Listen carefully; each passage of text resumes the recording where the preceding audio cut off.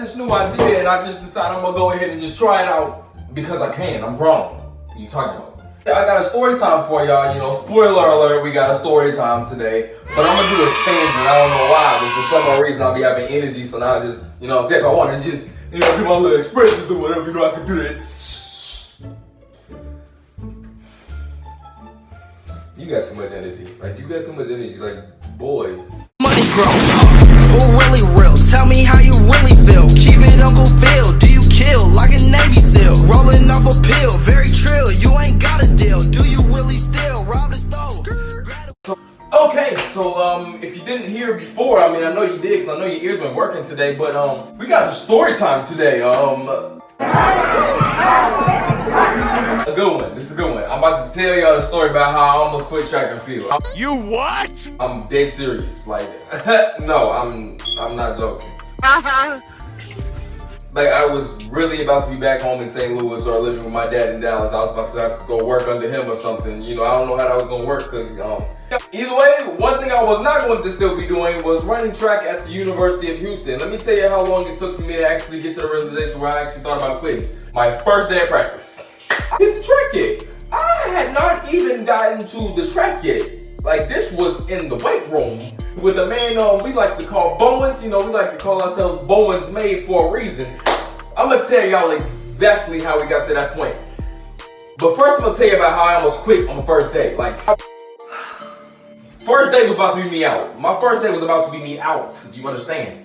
Money long as 6 mile, brick mile, knock your. Okay, so see what happened was, see, we get here. Now obviously everybody in college understands, like, as soon as you get on campus, you're not immediately running. You're not immediately going to practice. They gotta prep you, you know, you have meetings, you know, rush the pictures, get your ID, all that other fun stuff. It's tedious when you get to your senior year. Like, now it's tedious to have to go through all that. It's annoying. It's like, but you know, when you first get to college, it's all exciting. Oh my gosh, we get my ID, you guys take my picture, and I get to take my physical and all that other stuff. So I get on campus. I'm excited, you know what I'm saying? I'm at the University of Houston. This seems to be the school of my dreams. It's obviously the school the guy told me to come to and commit to. So I'm thinking I'm in the right place. So for some odd reason, whenever you feel like God has put you in the right place, for some odd reason, now all of a sudden you think that nothing can go wrong. Like, I know I'm preaching right now, but just think about it. When you have confirmation, like when your confirmation for the right place is the command of God, you know what I'm saying? Like, my confirmation is God's command. Obviously, this must be a good place because God put me here. And since God is so good, then this place is gonna be good to me and it's going to be good for me.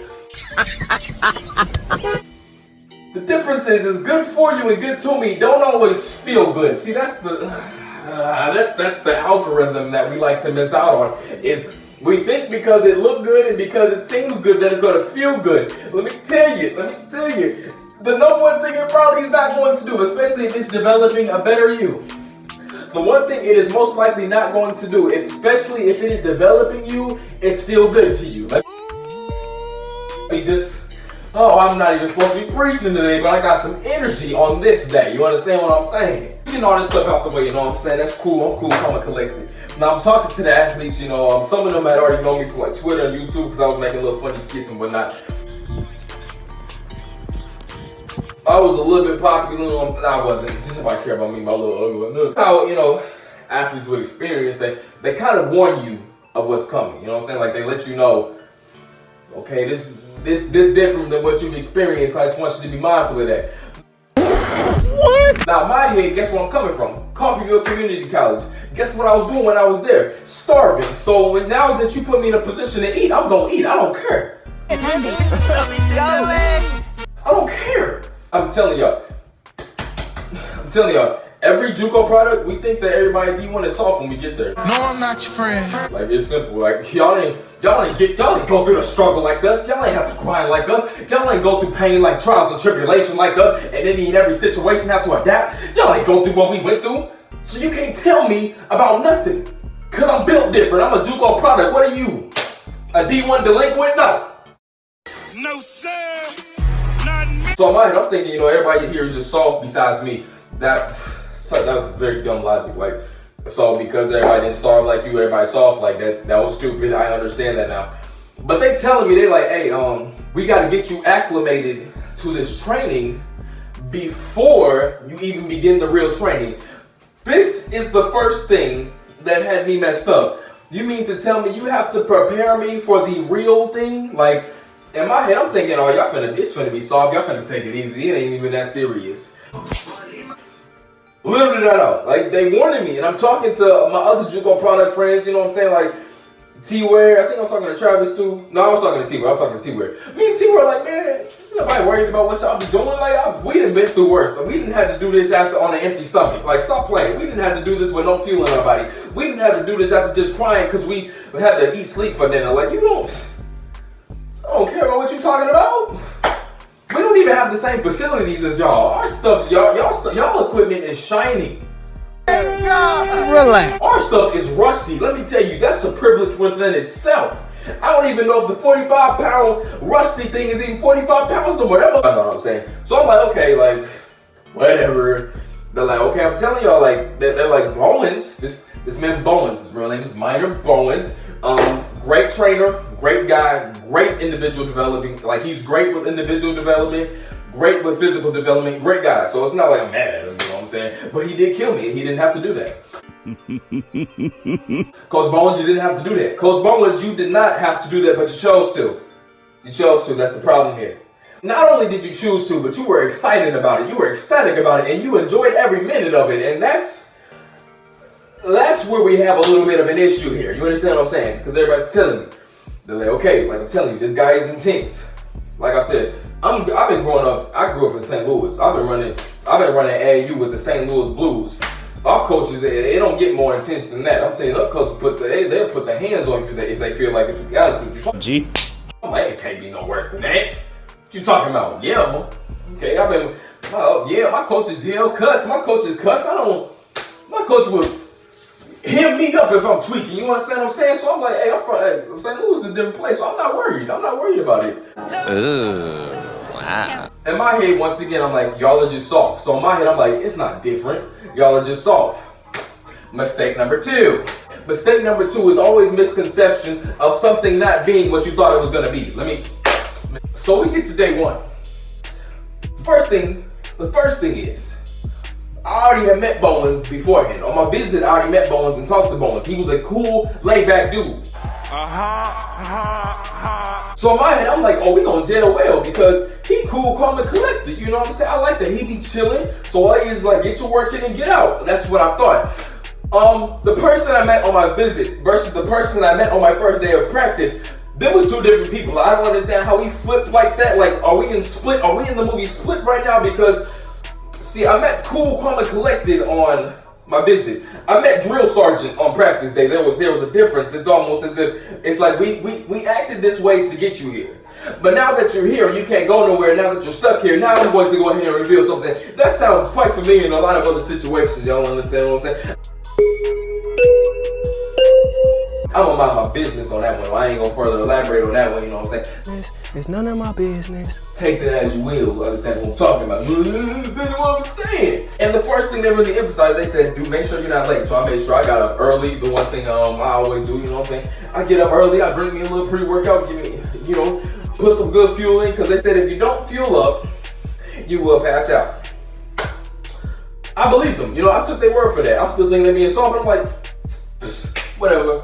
This was warning sign number 3. There was a group before me that went in because there was a 7 o'clock group, 8 o'clock group, and 9 o'clock group. I wasn't fast enough to be at 9 o'clock yet. I got to that later on in the season. The 7 o'clock group leave.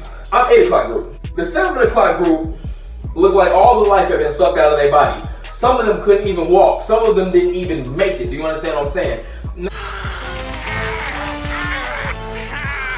That's gonna put fear in your heart a little bit when you see what the workout just did to somebody else. Now in my head though, I'm still prideful. I'm like, man, they just being soft. Like, y'all just being dramatic. Like, cause y'all ain't built like that. It's simple. Y'all ain't built like that. Little did I know. We start warming up, and I thought that was a workout. We over here doing push-ups and jumping jacks and all these little fast drills, and we over lean with it, rock with it. We doing Superman, I like everything. You know what I'm saying? Pretty little hard. Okay. And so I'm taking this to account. I'm like, this might be the meat of the workout. And he was like, no, that's just the warm up. And it was at this moment. It was at this moment that I began to question God. You what? I began to question God and His plan for me. I began to question God's competence, and it began to cause my confidence to sink. Do you understand what I'm saying? Because I just felt like if God loves me as much as He says He does, why would He put me in a situation where I would get hurt so bad? That just didn't really make sense. Like, I'm like, excuse me, sir, can you put your cool, calm, and collected back on? Can we flip the switch here? Can we? Because I feel like the real sergeant comes with you messing up. I ain't really messed up yet, so you ain't even gotta we ain't gotta get to that point, Jay. Let me, like, if I'm messing up, then we can start snapping. But you ain't gotta, you know what I'm saying? You know, just a little bit. He had us doing these little barbell squats. And you know the little barbells that you would usually use, you know what I'm saying? Like, he said this is to get you acclimated, so I ain't even gonna make y'all go heavy. And then proceeded to, like, make me grab an 85-pound barbell. I mean, he proceeded to go make me grab an 85, 90-pound dumbbell. Me being Mr. Strongman, I'm thinking, oh, I can handle that, you know what I'm saying? Mind you, that's the strongman rack over there. That's, you know, when you walk in the gym and you see, like, them Incredible Hulks walking around, that's where they go. Why am I over here? As you can clearly see, I'm not an Incredible Hulk. I shouldn't be lifting things like this. I'm not built to be able to, you know, man, I'm not built to, you know, handle that type of weight. I'm a 400 runner. I don't have the facilities for that, big man. You know? I don't think you have the facilities for that, big man. That's what I'm saying. But, like, he said we squatting with it. So I'm like, oh, I mean, it's about an 85-pound squat. So, I mean, we cool. Dog. When he sat down, he said, go down on me and come up on me. I'm thinking we gonna be down there for about 2 seconds. You know what I'm saying? It's gonna be down, up, you know, down, up. No.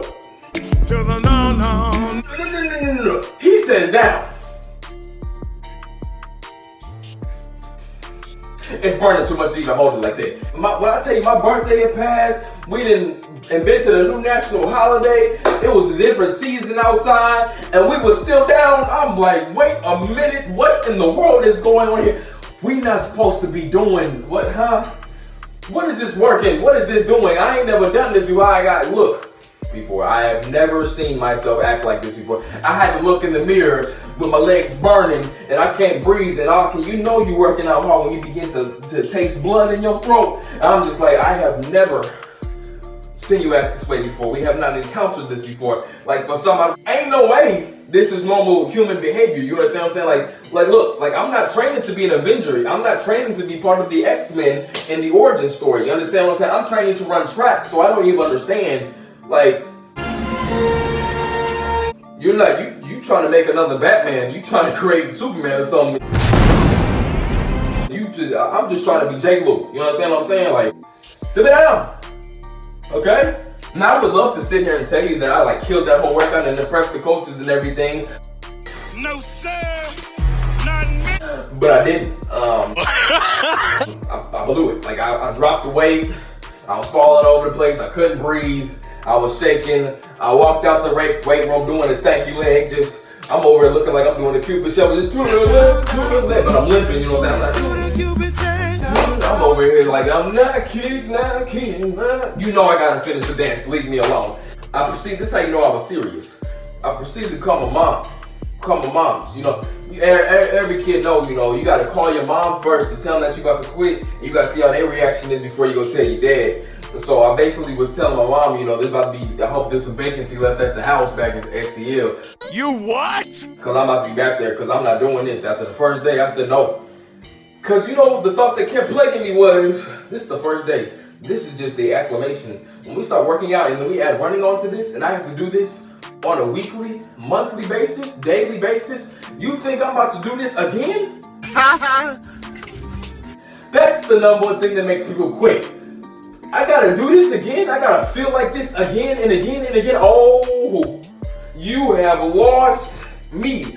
Not finding Nemo, we're finding J-Lu right now. I'm trying to find my heart, my soul, my legs, my body, my mind.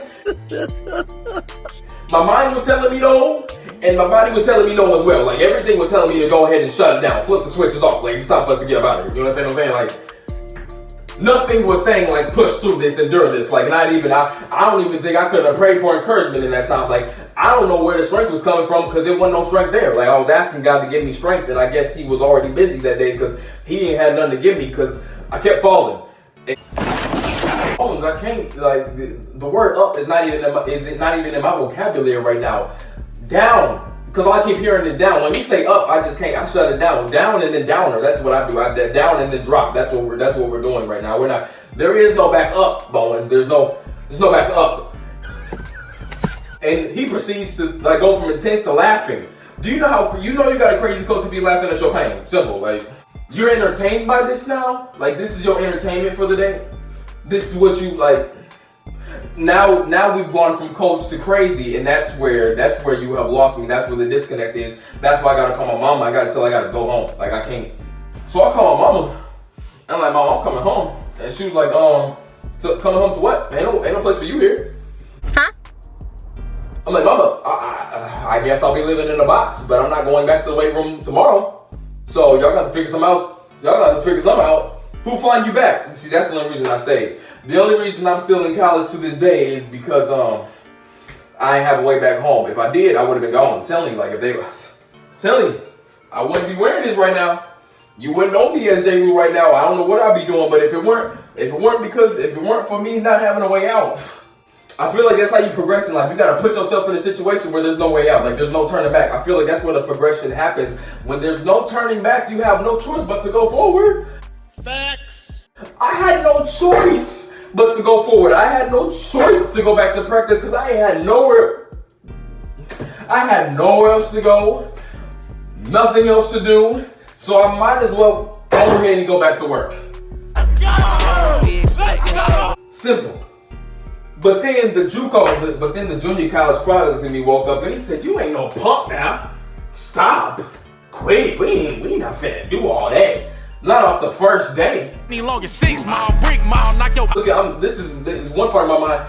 You can still walk, can't you? And I'm like, I mean, a little bit, but not really. Hey, well, then we going back tomorrow. And I'm like, are you sure about that? Yeah, we finna go ahead and get some money. I mean, the bank looking a little bit broken right now, but if you say so. And I'm just, you know what I'm saying? Like, stupid ass. I had to have a conversation with myself, okay? Don't judge me. Everybody know they talk to themselves, okay? Okay. Fast forward through this, I begin to come back to practice and I begin to adapt to the training like literally my coach said he would, because like it's crazy how he goes from cool, calm, collected to drill sergeant back to cool, calm, and collected. So when you talk to him outside the weight room, now he back to being cool. He's like, "Oh, you'll be alright. His leg's supposed to hurt like that. You ain't never done it before. Like you'll be good." I'm like, "Coach, I don't know about that." Like, there's some symbolism because when it came to the weight that we was lifting, he always told us to go heavy. He always had us lifting heavy. I'm about to preach for a second. Listen to me real quick. I'm about to encourage somebody on this day to day. Hey. The number one problem was when I looked at the weight, it looked so heavy. So it wasn't even a problem with me actually being able to lift the weight. It's the fact that the weight looked so heavy that I would be tempted to fall underneath the weight and not even attempt to even lift the weight just because of how it looked. But when I got it in my mind, like he told me to get it in my mind, because Bowens told me, he said, look, you just ain't never lifted this heavy before. That don't mean that your body can't lift it. It just look heavy. Please don't let your perception stop your progression. Let me Write that down. tell you again, don't let your perception stop your progression. It looks heavy. It looks heavy until you lift it. Let me tell you. He told you, it look heavy until you lift it. And you realize it's still heavy, but you understand what your body can still do. Lift it. You understand what I'm saying? So I'm sitting over here, I'm looking at the weight. It look heavy, and I feel that it is heavy, but for some odd reason, when I get it up here, I'm talking about, one day he had me one-legged, 225 pounds on the bar. This is my first time I done ever had something on my front shoulders on one leg. And he said, go down. And I'm like, it's heavy. He said, get up. And for some odd reason, without me thinking, see, this is the thing, you gotta stop thinking. You gotta get outside of your mind for a second. You gotta get outside your body for a second so you can do something you ain't never done before. If you stay within the realm of your imagination, what you think you can do, you ain't never gonna do nothing extraordinary. You ain't never gonna do something extravagant. But when I got down with the 225 like this on one leg, I ain't never lifted like this before. But for some odd reason, he slapped me on my back. He said, lift it up. And for some odd reason, without me thinking, because he hit my back, my hand. But for some odd reason, he hit my back so hard that I didn't even think about how heavy the weight was. I just thought about getting up. I just thought about listening to the command. I just thought about listening to the demand. So when I got up, and I realized I could go down again. and lift it up again. And I realized I got 4 more, I realized I got 3 more reps. So I realized for 3 more times I could just And for some odd reason, it made me figure out it can look heavy, it even's going to feel heavy. That don't mean you can't lift it. Let me tell you something. Let me tell somebody something. Hallelujah! Because if we think about this when it comes to life, a lot of things that are new are gonna hit you, and it's gonna look heavy. It's gonna look big. It's gonna be, like certain oppositions, it's gonna look big. It's gonna look heavy. It's gonna look hefty. Don't ever take that as a sign that you can't lift it. That's the number one thing. That's really why I love the time I had with Coach Bones. Let me tell you why. Coach Bones taught me a very valuable lesson of just because something looks heavy, just because something looks very challenging, that doesn't mean you can't lift it. That just means that it's going to require a certain level of effort that you have never applied in your life before. But that doesn't mean that you're not going to be able to lift it. It just means that you're going to have to push a little harder. So when I think about this further, I realized that this coach added so much value to my life, and I realized the lesson that he taught me right now. I just realized that making this video, that something is always going to look heavy until you actually lift it. But you can't stop at the thought of it looks heavy, it looks hard, it looks too big, and you're not strong enough. You can't stop at that thought. You have to get yourself to a point to where you can still get up under that weight real quick, hold it, let the pressure be applied, let the opposition hit, and you still get up. Let you be tired, let you be fatigued, let you be hurt, let you be in pain. But in spite of that, you still get up. See, this thing going from a funny video to a motivational video because I just feel like, because when I get done with all that, see, I gotta tell you what happened afterwards. After I began to learn that lesson and apply it. Let me tell you, we went through a whole season lifting like that. We went through a whole season training like that. I was dead, I was hurt, I was so much in pain that I would literally fall asleep in the weight room. No, Facts. not the weight room, the locker room. Let me tell you, it was so many days I didn't even go home. My legs were so gone, I would not even go home. There were days I would have class. I would still be in the locker room. It was one day I fell asleep in the locker room till like 9 o'clock. By the time I left, it was dark outside. As a result of what was done in there, in that weight room, when we got to this red rubbery surface known as a track,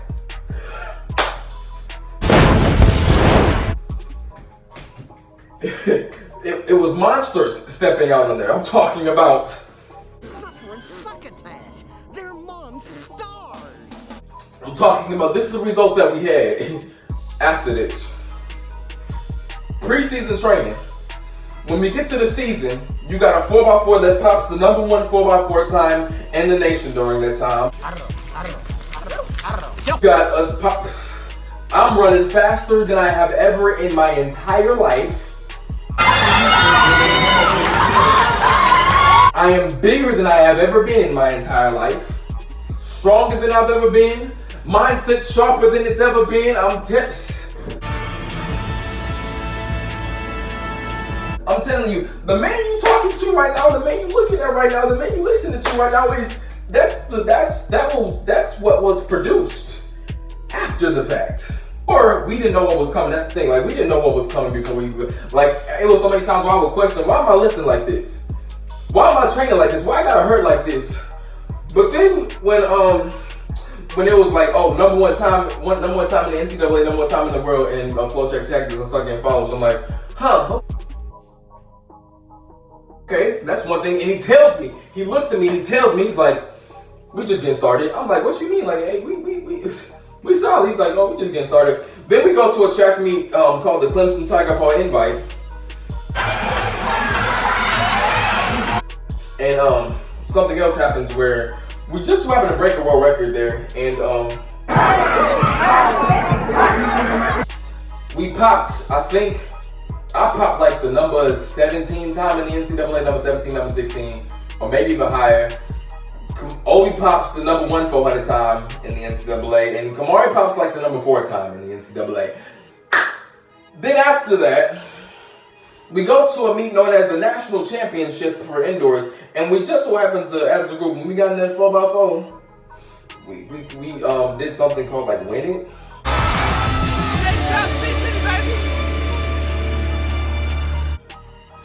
And on top of like winning it, we also, like as a squad, got like second in the entire national meet. Like we got close to winning that month, but Florida went on ahead and tripped out because Grant Holloway decided to be a superhuman. That's a different conversation. Because when you look at the training, you always got to look at the training, but you also have to look at what it produces. Now, obviously, the running is obviously going to do its thing. Everybody's fast. Coach Burrell's a great coach. You know what he's doing. But a direct result of this training, at least for me, it was a lot tied to what I did in the weight room. Because for some odd reason, my ability to bounce off each step and move and apply force into the ground, yeah, that was from that 225. That was from that hang clean. I ain't never hang clean before, but being able to put 185 on that thing. Don't judge me, you little behemoths, okay? 185 was heavy for me, okay? I ain't that big, I wasn't that strong. 185 like this, the previous year I had to get 135 and bring it all the way down here in order to, now with 185 just, a lot of what was produced that year was extremely tied to, it was to a point to where even when we stopped lifting due to some unfortunate events that happened later on, I had to stop lifting during the indoor season. The work we did during that indoor season, not even the full season because some unfortunate events happened, but the work we did from that small season literally carried us on all the way through outdoor. So imagine how we kept the same. Might be having a different conversation, but I ain't gonna take too much of your time.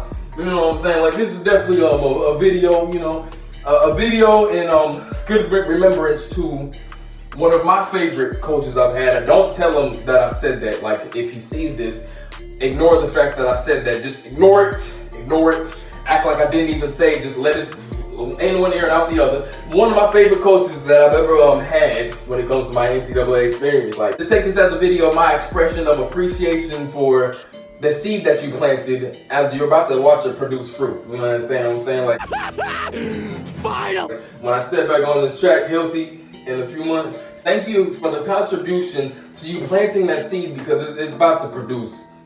About to produce fruit. You understand what I'm saying? Always gonna have to be Bowman's mate. You understand what I'm saying? But without further ado, it's your boy J. Lou. 3 to the 1 to the what? The 4, and I'm outie. One more time, ho. Big body bitch look like Tahoe. Chopper with a stick, looking my low. Yeah, I leave that don't follow. Yeah, I'll pull up on a model. Okay, pull out, get that money, then I go.